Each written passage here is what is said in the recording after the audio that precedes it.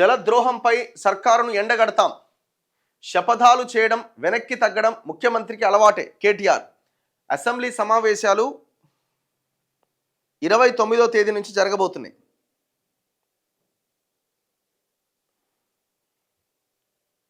ఒక్కసారి కాపీ చూపిస్తాను నేను. డిసెంబర్ 29 నుంచి తెలంగాణ అసెంబ్లీ సమావేశాలు జరగబోతున్నాయి. దీంట్లో అన్ని అంశాల మీద, ముఖ్యంగా సాగునీటి రంగం మీద మేము చర్చ చేపడతాం.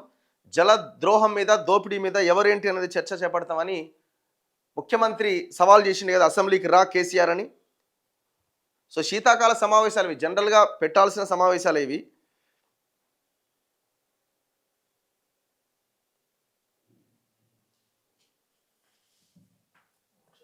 అరే ఇట్లా ఏమైంది చెయ్యి.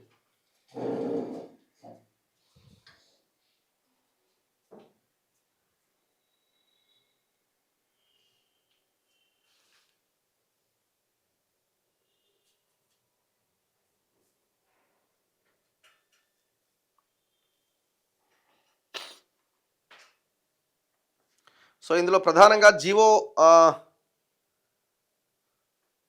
జీవో ఎంఎస్ నెంబర్ 48 అన్నమాట ఇది.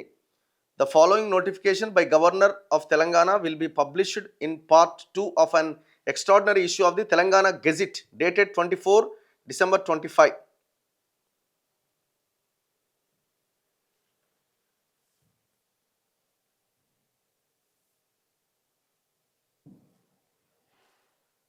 ఇది ఇంగో. In exercise of the powers conferred by Clause 1 of Article 174 of the Constitution of India, I, Jishnudev Verma, Governor of Telangana, hereby summon the 3rd Telangana Legislative Assembly to meet for its 7th session at 10:30 a.m. on Monday, the 29th December 2025 in the Assembly Hall, Public Gardens, Hyderabad.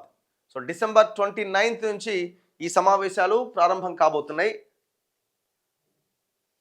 మరి ఈ సమావేశాల్లో ఏ అంశాలు discuss చేస్తారన్నది చూడాలి.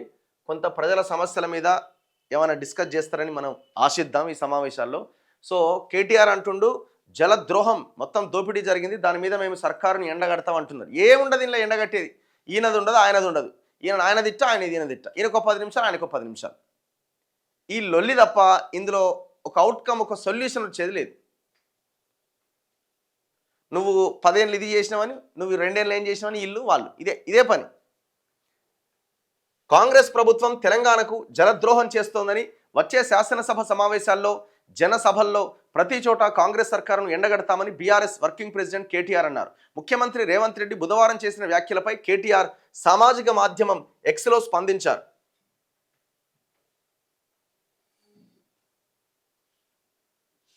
రాజకీయ శపథాలు చేయడం, తీరా సమయం వచ్చాక పత్తా లేకుండా పోవడం ముఖ్యమంత్రి రేవంత్ రెడ్డికి వెన్నతో పెట్టిన విద్య. మరి ఇప్పుడు కేసీఆర్ కూడా ఇక నేను తోలు తీస్తా, ఇక రేపటి నుంచే దుంకుతున్నా, ఇప్పుడే దుంకుతున్నా, గోడ దుంకుతున్నా, ఫామ్ హౌస్ గోడ, ఇక బయటికి రోడ్డు మీదకి వస్తున్నా అని మాట్లాడిండు కదా. చలో మరి అసెంబ్లీకి వస్తాడా? ఆ లైన్ ఎందుకు చెప్పలేకపోతున్నారు?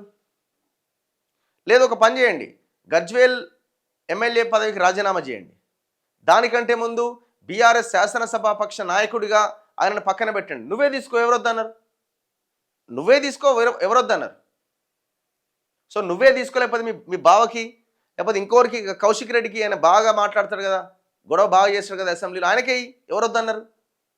ఎవరో ఒకరు అసెంబ్లీ జరిగిన ప్రతిసారి అసెంబ్లీకి వచ్చిన వాళ్ళు అక్కడ లీడర్గా ఉండాలి కదా, నాయకుడిగా ఉండాలి కదా, పార్టీకి ప్రధాన ప్రతిపక్ష నాయకుడిగా ఉండి నువ్వే అసెంబ్లీకి రాకపోతే ఇక మరి అసెంబ్లీ ఎట్లా నడుస్తుంది?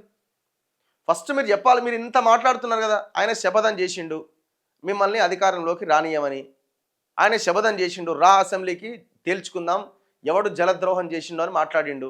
చలో రండి మరి వస్తే అయిపోద్ది కదా. కానీ మీరు ఆ విషయాన్ని మాత్రం చెప్పలేకపోతున్నారు. వస్తాడా రాడా అంటే మాత్రం మీ దగ్గర ఆన్సర్ లేదు, ఎందుకంటే రాడు.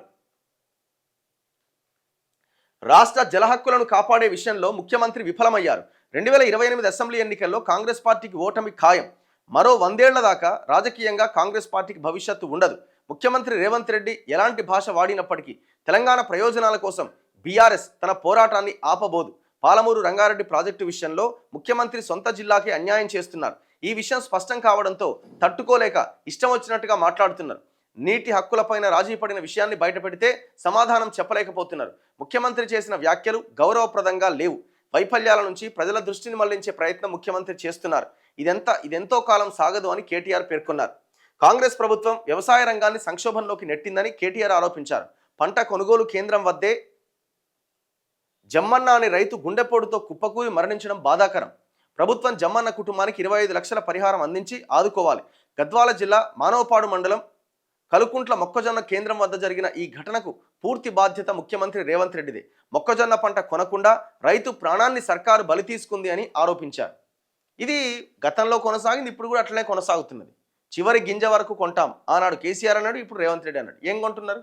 ఆ సోయాబీన్ అయితే అసలు కొంటనే లేరట, కేంద్రం మీదకి వదిలేసారు. ఈ కొంట కొనురు లేకపోతే లేదని.